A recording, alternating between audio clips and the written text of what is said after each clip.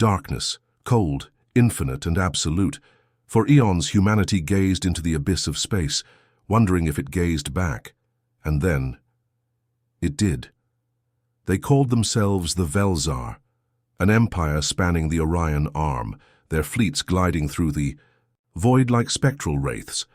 They were ancient, their wisdom measured in the rise and fall of civilizations far older than humanity itself, and when they arrived, it was not as conquerors, but as saviors. The galaxy was burning. A war unlike any seen before had consumed entire star systems, a conflict so vast and unrelenting that even the mighty Velzar were teetering on the edge of oblivion. Their enemy, the Zalith Dominion, was relentless, a race of biomechanical warlords driven by an insatiable hunger for expansion. They had torn through the Velzar's outer colonies, their nanite-driven hordes reducing entire worlds to husks.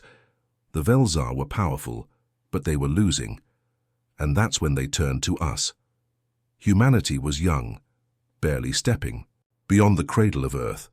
Compared to the great empires of the stars, we were little more than insects clinging to our blue world, our dreams of spaceflight still fragile. But the Velzar saw something different, something useful, potential. Not in our technology, which was primitive, not in our culture, which was insignificant, but in our nature. We were chaotic, unpredictable. War was woven into our very being, a fire that had shaped every step of our evolution. While the great empires of the stars fought their wars with cold precision, humanity waged battle like wildfire, reckless, adaptive, relentless. And so the Velzar extended their hand. They gifted us technology far beyond our understanding, warp drives that folded space itself, energy weapons that could vaporize mountains, exosuits that turned ordinary soldiers into living gods. In mere decades, humanity leaped forward centuries. Our once fragile warships became titans, our soldiers became legends, and our name spread through the stars. And then, we fought. The Zalith War was unlike anything Earth had ever seen. It was not a battle of nations, nor a struggle for ideology. It was survival at its most primal. Humanity and the Velzar, standing side by side against an enemy that sought to erase them both. Entire planets became battlegrounds. Human soldiers, augmented with Velzar technology, waged brutal campaigns on the shattered remains of once thriving worlds. Space itself became a graveyard, warships drifting in the void, their crews frozen in death. But for every world lost, we took 3 more. And then, finally, we won. The Zalith Dominion was no more. Their homeworlds burned, their war engines silenced. The war that had nearly ended the Velzar was over, and together we stood victorious. Humanity was no longer a mere footnote in the galactic record. We were warriors, equals to our celestial allies, or so we thought. The Velzar withdrew, retreating to the nebulae of their home systems. At first we believed it was out of exhaustion, a people returning to rebuild. Trade continued, diplomatic channels remained open, and humanity flourished, but something was wrong. First there were the disappearances, entire colonies going silent overnight. At first it was blamed on rogue warbands, remnants of the Zalith still lurking in the dark. But no distress signals were ever sent. No debris fields were found. It was as if these worlds had simply vanished. Then the signals began. Ghost transmissions from deep space outposts.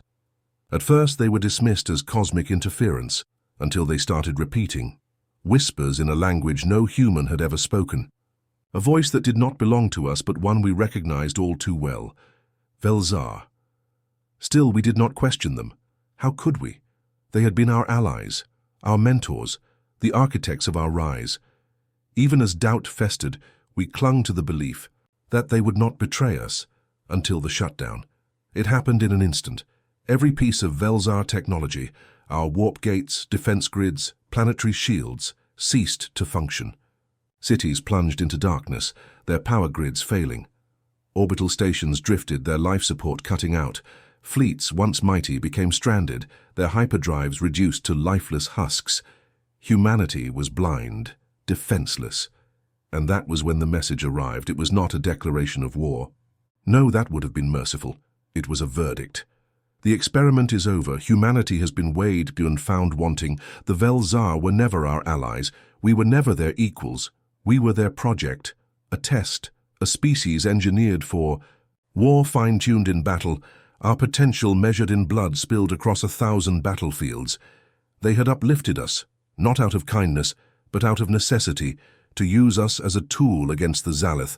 And now, with the war over, our purpose was fulfilled. What happens to a weapon when it is no longer needed? Humanity was about to find out. Panic spread like wildfire. The shutdown crippled every major system dependent on Velzar technology, which meant everything. Earth's sky, once adorned with the constant glow of orbital stations and bustling starports, fell into darkness. Across the colonies, cities flickered out, their towering structures reduced to lifeless silhouettes against the void. Deep space stations, once brimming with life, became silent tombs, their crews suffocating as oxygen systems failed. Admiral Elias Caney, commander of the Seoul Defense Fleet, was the first to realize the horrifying reality. This was no accident. It was a coordinated collapse. The Velzar hadn't simply abandoned us. They had engineered our extinction. Across the colonies, reports flooded in. Entire planetary defense grids had shut down. Terraforming projects were failing. Crops withered under artificial suns that no longer shined. And then, the first wave arrived. It was subtle at first. The storm fleets of the Velzar materialized at the edges of human space, not attacking, not announcing their presence, watching, studying, calculating the rate of our decline. It was as if they wanted to see how long we would last, how quickly we would collapse without them. On Mars, Governor Saria Voss sent desperate transmissions to the Velzar embassies, pleading for answers. For mercy, for a reason. The response was cold and unfeeling. This is not cruelty, this is nature reclaiming balance. You were not meant to endure. Then the cull began. Velzar harvester ships, massive constructs the size of cities, drifted into human-occupied space. At first they seemed harmless. Immense, elegant leviathans silently hovering over our settlements. People gathered in the streets, staring up at them with a mixture of awe and terror. Then, the sky opened. Torrents of violet energy rained. Down, not in explosions, not in fire or destruction, but in silence. Entire districts disintegrated, their matter simply unraveling as if erased from existence. People didn't scream. They vanished, their bodies reduced to shimmering dust that spiraled into the harvester ships like water being drawn into a drain. It was systematic, precise.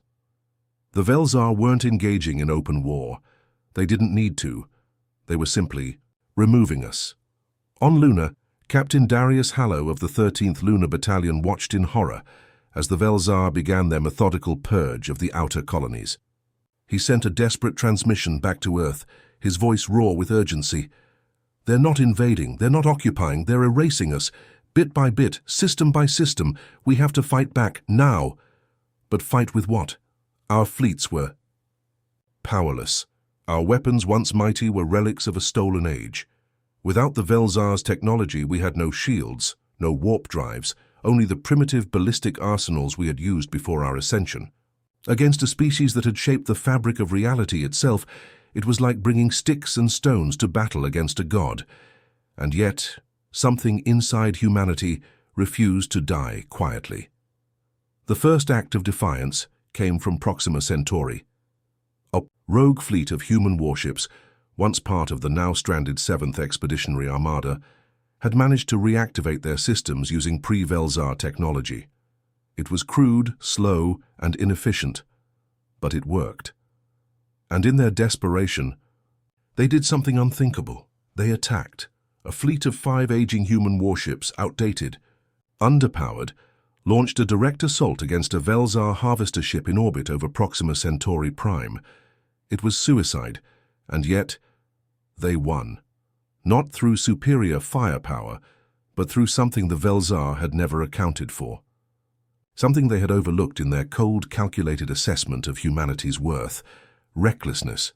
The warships didn't engage in a battle of attrition. They didn't trade fire in a logical, measured exchange. Instead, they rammed into the harvester at full speed, detonating their nuclear cores in a final cataclysmic act of defiance. The harvester, caught off guard, shattered. The first Velzar warship destroyed by human hands without their help. It wasn't a victory in the traditional sense. The entire human fleet was lost, but the message was clear. We would not go quietly. For the first time in eons, the Velzar hesitated. The experiment was failing in a way they had never anticipated. Humanity was refusing extinction.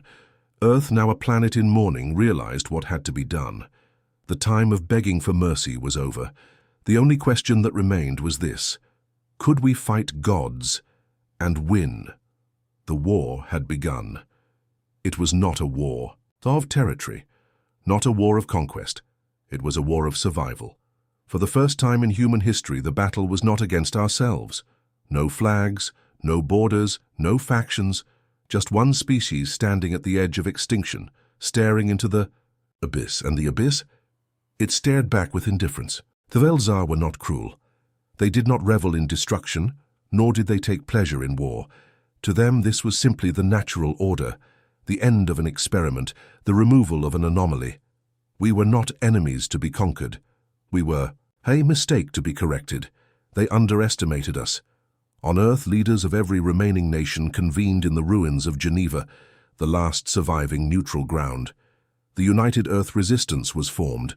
Not a government, not an alliance, but a single unified war effort. Old grudges were discarded. Military forces combined. Scientists, engineers, strategists, anyone with knowledge that could aid the cause, were drafted into what would become the largest, most desperate undertaking in human history. They called it Project Revenant. The plan was madness. With Velzar technology gone, humanity had to start over. We had relied on their machines, their weapons, their advancements. Now we had to return to the weapons of our own making. Nuclear arsenals were reactivated. Kinetic bombardment systems, long abandoned in favor of energy-based warfare, were rebuilt. Old missile silos, hidden beneath the earth for centuries, roared back to life. But it wasn't enough. Bullets and bombs meant nothing to an enemy that could erase matter at will. We needed something new, something terrifying. Dr. Elias Carter, a former scientist from the Velzar's Technological Exchange Program, proposed the unthinkable. We have to break the laws of reality, the same way they do.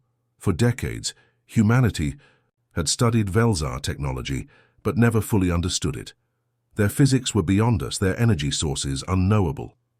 But there was one anomaly, a secret the Velzar had buried deep within the databases they had left behind, something they feared. The Echo Drive, a forbidden technology, hidden away even from their own kind. A method of manipulating quantum existence, not traveling through space but phasing between realities. The Velzar had created it, then locked it away. They never used it, never spoke of it. If they feared it, then it had power. The ruins of Europa Station, once a deep space research hub, became the heart of the operation. Scientists worked tirelessly, decoding fragmented Velzar blueprints, piecing together what little knowledge remained. The first, human Echo Drive prototype was built in absolute secrecy, housed within the hull of an ancient warship, the UERS Revenant. It was crude, dangerous, unstable, but it worked. The Revenant was no ordinary ship. It didn't move through space. It moved between it. When it activated, it didn't jump through hyperspace or fold reality the way Velzar ships did. It vanished, slipping into a place outside of time, outside of perception, a place the Velzar could not see. Humanity had found a blind spot in the god's design. The first mission was simple: strike back. Not in open war, but in the shadows, where the Velzar did not expect us. The Revenant's target, a Velzar relay station orbiting the gas giant Zenthis 4, a hub of their surveillance network, tracking every remaining human outpost, was heavily defended. By all logic, an assault would be suicide, but the Revenant never arrived. Not on any sensors, not in any scans. It simply appeared as if torn from the void itself, inside the station's perimeter. Before the Velzar could react, the ship opened fire. Railguns, not energy weapons, missiles, not plasma bursts. The station never had time to raise shields. It was torn apart in minutes. The Velzar did not understand. Their sensors could not track what had destroyed them. It was as if humanity had become ghosts, striking from nowhere, vanishing before retribution could come. For the first time, the Velzar hesitated. For the first time, they feared us. The balance had shifted. The culling was no longer a silent execution. It was a war in the dark. Humanity had become something the Velzar could not predict, could not control. We had been their experiment, their creation.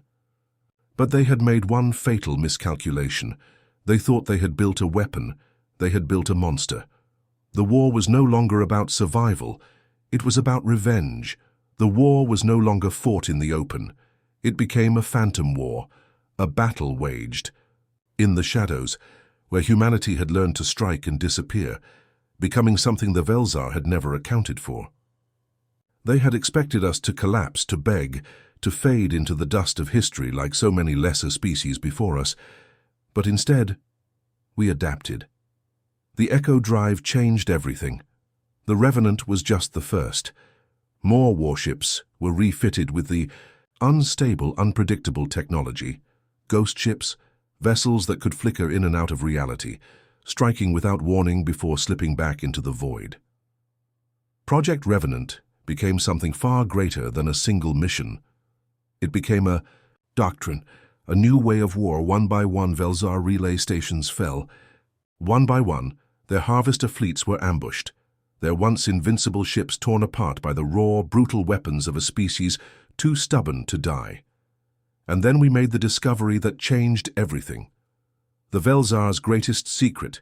It happened on Theta 9, a barren moon orbiting a dying star. A listening post, one of the many hidden outposts where humanity's last survivors monitored enemy movements. For months, Commander Ren Halverson and his crew had been intercepting Velzar transmissions, decrypting fragments of their language, attempting to decipher their next move. But one signal, one whispered transmission buried deep within their encrypted network, revealed the unthinkable. The Velzar weren't just purging humanity. They were afraid, not of us, not of our rebellion, not of our weapons, something else, something older. The transmission was a warning, one Velzar fleet contacting another, cautioning them to avoid Sul at all costs. The phrasing was strange, the meaning uncertain, but one thing was clear. They had not abandoned humanity out of malice. They had abandoned us because they were running. But from what? The arrival of the exiled. The answer came weeks later, when something new arrived in human space. Not Velzar, not another civilization, something alien, even to them. It was first spotted near the ruins of Alpha Centauri, a strange, shifting anomaly moving against the cosmic currents, warping the space around it. It did not emit energy signatures. It did not respond to transmissions. It simply existed, a mass of shifting, incomprehensible geometry, wrapped in an event horizon that should not have been there. Then the voices began. Not through radio waves, not through technology, inside our minds. Every human stationed near Alpha Centauri heard it, a whispering tide of thoughts, a chorus of unknown intelligences speaking in fragmented, chaotic echoes. You were not meant to endure. This is not your domain. They were right to flee. The Velzar had not abandoned us. They had left us to be consumed. The harvester fleets were not the true threat. The Velzar had unleashed something far older than their own empire, something that had been waiting for us.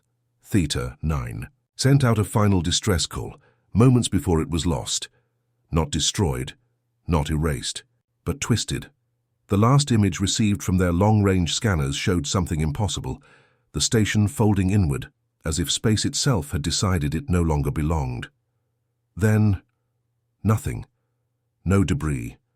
No wreckage. Just a silent void where it had once been. The Velzar were not our conquerors. They had been our wardens. They had uplifted us, guided us, controlled us, not for our benefit, but to contain us, to keep us from drawing the attention of something else, something that even they could not face, and now the prison had been left unlocked. The wardens had fled, and the darkness had noticed. For the first time in history, humanity faced something it could not name. The Velzar had been conquerors, tyrants, false gods who uplifted us only to cast us aside when we were no longer convenient. But what loomed beyond the stars, what whispered from the abyss, was something far worse.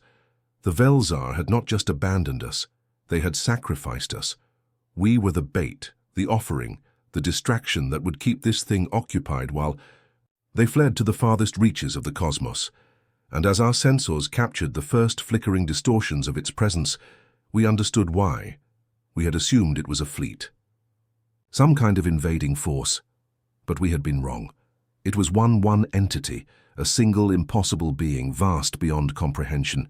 It moved through space without moving at all, existing and not existing in the same breath, a shifting tangle of black, geometry and unlight, not metallic, not organic. It was something else, something that had never belonged in our universe to begin with, and it spoke. There was once a balance, a veil between what should be and what should not. You have torn it open. You are out of place. The echo drive, the technology we had stolen, the weapon we had used to fight back, had done more than hide us from the Velzar. It had pierced something greater, something we were never meant to touch, and now it was correcting the mistake. The last stand, the battle was not like our war with the Velzar. There was no strategy, no fleet formations, no tactical maneuvers. Our ships fired every weapon they had, railguns, nuclear warheads, energy lances, but nothing touched it, because it was not here, not entirely. When the UERS Revenant activated its echo drive to escape, the ship never vanished. It simply ceased. One moment it was there, the next gone, no wreckage, no energy dispersal, nothing, as if it had been erased from existence entirely, and that was when we understood. It was not killing us, it was undoing us. One by one our forces disappeared, not destroyed, forgotten. Every ship that vanished was erased from all records, all memories. Even those who remained behind could not recall their names, their faces. The war was being rewritten. Reality was being rewritten. And then Earth vanished. Not in fire. Not in destruction. It simply was no longer there. Millions of voices, millions of lives gone, as if they had never been. The moon drifted through an orbit that no longer had a planet to revolve around. The sun cast its light upon nothing, and yet we remembered. We should not have remembered, but something anchored us, something fought against the erasure, the echo drive. It was both the cause and the key. Somehow those of us who had used it were tethered between realities, existing outside the reach of this cosmic force. We were anomalies now, just as it had claimed. But anomalies could fight back. The final gambit, one last ship, remained. One final vessel, hidden in the wreckage of a forgotten battle, the UERS Nightfall. Its echo drive had been damaged in combat, partially functional but unstable. And that was the key. The entity had erased every ship that tried to jump away, but if the echo drive was corrupted, if it was activated in an imperfect state, then it would do more than move between realities. It would break them. The crew of E. The Nightfall knew what had to be done. There would be no survivors, no return. This was a mission to the edge of existence itself. The drive was activated. The ship was flung through the gaps between worlds, through the places where the universe frayed at the seams. The entity followed, trying to erase it, trying to correct the error. But the Nightfall did not resist. It collapsed inward, dragging the entity with it, pulling both into a void beyond understanding, a place where even time and memory failed to exist. And then, nothing. The whispers stopped. The sky became silent. The war ended. Aftermath. The universe remembers. Earth was gone. Most of humanity had been erased from history itself, but those who remained, those few souls scattered across distant colonies, lost outposts, hidden stations, remembered. War that had never happened. A home that had never existed. a species that had been wiped from the cosmic ledger, yet still clung to the remnants of reality. We were ghosts now, but ghosts could haunt the universe. We would rebuild. We would remember, and one day we would find the Velzar, because somewhere in the cold void of space they still ran. They still feared, and when we found them, they would learn what it meant to be hunted. What do you think? Do you believe humanity was truly erased, or is there a way back? Let me know your thoughts in the comments. And if you enjoyed this story, make sure to like, share, and subscribe to XenoChronicles for more deep space mysteries, alien conspiracies, and cosmic horrors.